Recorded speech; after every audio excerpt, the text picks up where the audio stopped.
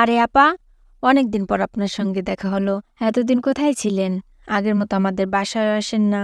আপা, দেখবেন কি কইরা, আমরা তো লন্ডন গেছিলাম। জানেন আপা, লন্ডনে আমরা একটা ফ্ল্যাটও কিনছি। কতদিন যে বাপের বাড়িতে থাকতে হইব ওইটা আমার কপাল জানে। আরে সঞ্জিতার মা, তুমি রাগ করতেছো কি লিগা? না, রাগ করব না, ওনার লইয়া এখন নাচানাচি করব। বাসা ভাড়া টাকা দিতে পারো না, বাড়িওয়ালা আমাকে তাড়াই দিছে, হেডে কি তোমার মনে আছে?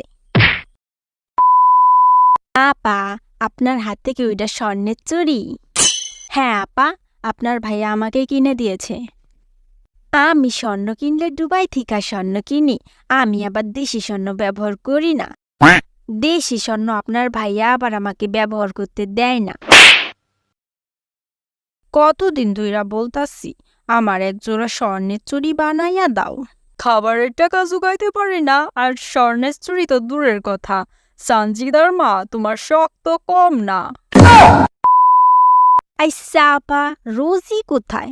ওরে তো দেখতাছি না, ও কি বাসায় নাই? রোজি ওর রুমে আছে। আমার সানজিদাও রুম থেকে বাইর হয় না, সারাদিন পড়াশোনা করে, একটু মোবাইলও দেখে না। হ্যাঁ আপা, আপনার মেয়েটা সত্যি খুব ভালো পড়াশোনায়। মোবাইলের দিকে ওইভাবে তাকাই না থাইক্কা মোবাইলটা রেখাইয়ে ফেলা। কোনো কাজ কামও তো করতে পারোস না, পারোস খালি মোবাইল দেখা। জানেন আপা, পাশের বাসায় না একটা মাইয়া আছে, সারাদিন মোবাইল নিয়ে থাকে, একটু পড়াশোনাও করে না।